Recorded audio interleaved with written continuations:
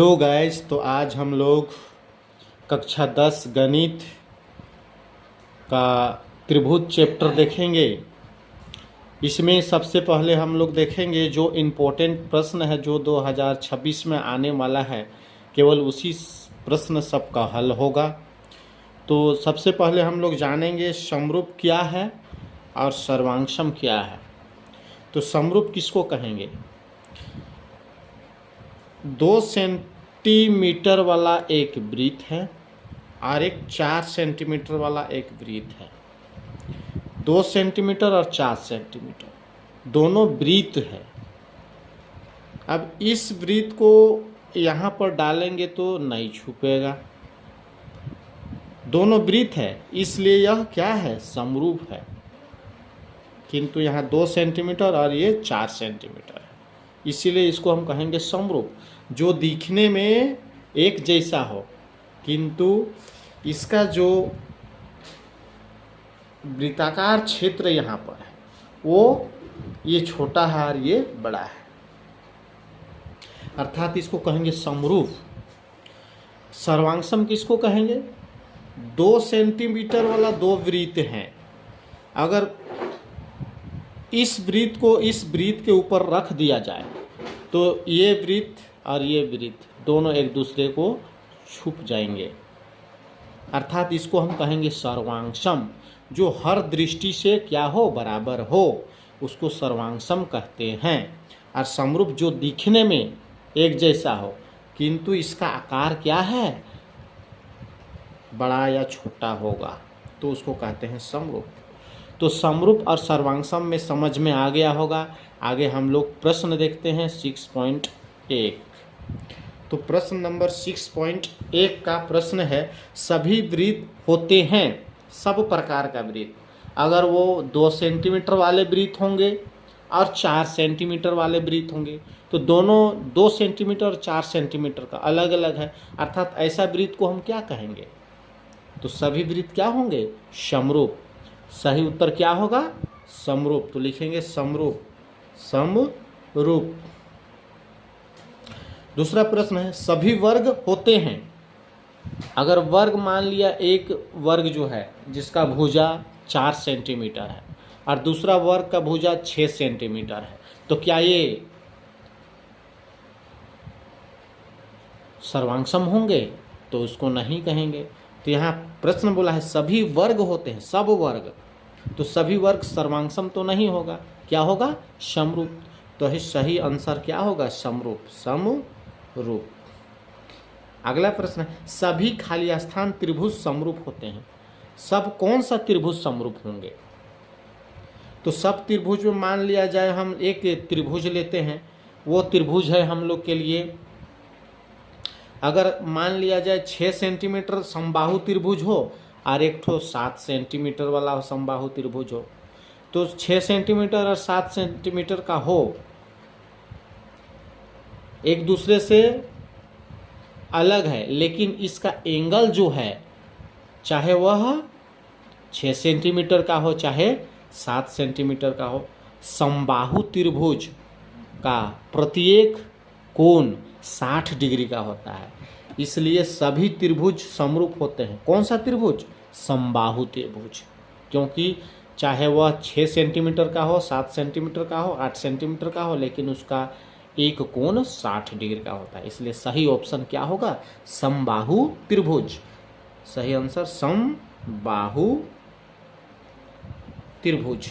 अगला प्रश्न है प्रश्न नंबर 4, भुजाओं की समान संख्या वाले 2 बहुभुज समरूप होते हैं।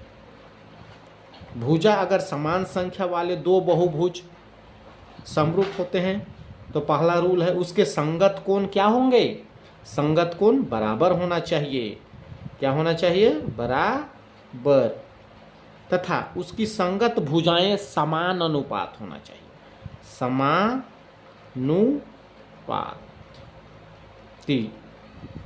होना चाहिए, तो उसको हम क्या कहेंगे?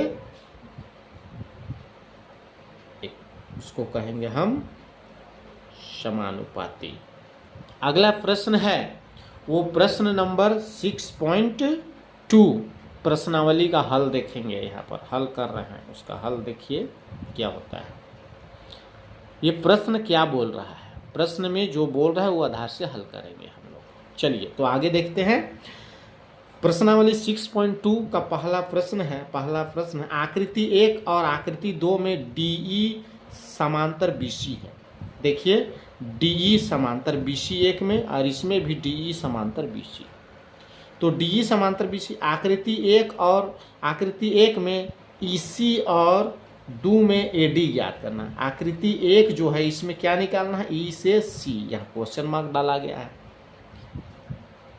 और आकृति 2 में A से D निकालना है। तो सबसे पहले हम लोग हल करते हैं। सॉल्यूशन क्या है, हमको क्या दिया गया है। तो सबसे पहले देखेंगे थेल्स प्रमेय में क्या है, AD बटे DB, AD बटे DB बराबर AE बटे EC, AE बटे EC। कहाँ से आया, तो 6.1 प्रमेय, थेल्स प्रमेय से आया है। 6.1 प्रमेय से AD का मान है 1.5 और D से B का मान 3 सेंटीमीटर बराबर AE का मान 1 सेंटीमीटर और EC दिया हुआ नहीं है तो EC लिख लेंगे।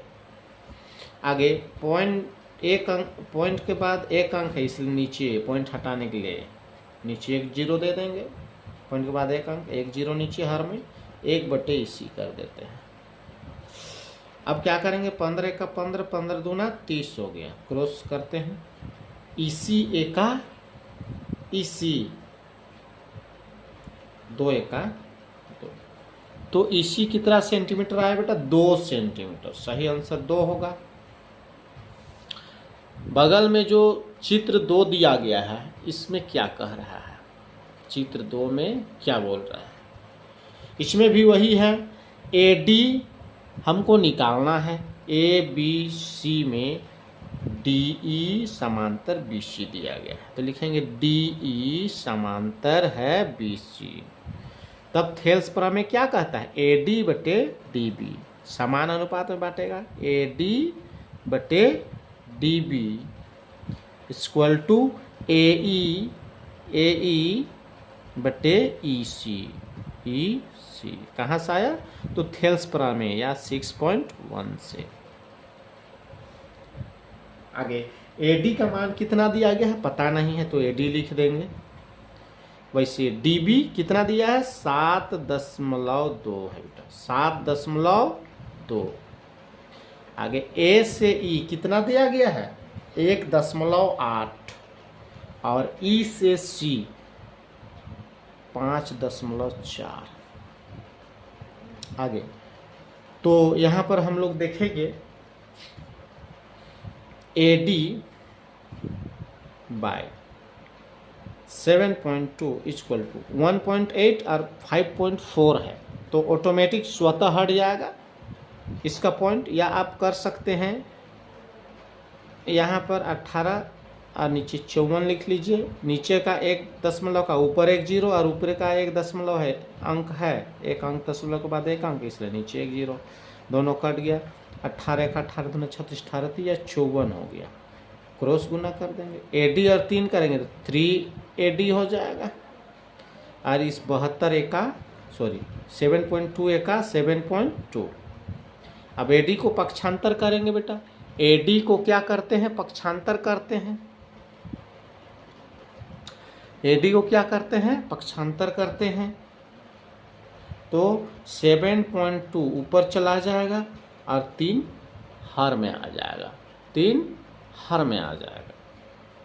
अब क्या है, इसको भाग देंगे या पॉइंट के बाद एक अंक है तो नीचे 1 0 डाल देंगे, पॉइंट हटा लेते हैं, क्लियर हो जाएगा। पॉइंट के बाद एक अंक है ऊपर तो नीचे 1 0 डाल देंगे, पॉइंट हट गया। अब कितना से भाग जाएगा उसको देखते हैं। 6 5 30, 6 एका 6, 7 है 6 दूना 12। 12 को 5 से भाग देना, 12 भागा 5 कितना होगा, 12 को 5 से भाग दीजिए, 5 दूना 10 आया 2.10, 5 चौके 20, खत्म। इसका सही आंसर 2.4 सेंटीमीटर होगा सही आंसर। तो आप लोग को समझ में आ गया होगा। आप लोग लाइक सब्सक्राइब कीजिएगा और बेल आइकन को दबाइएगा। धन्यवाद।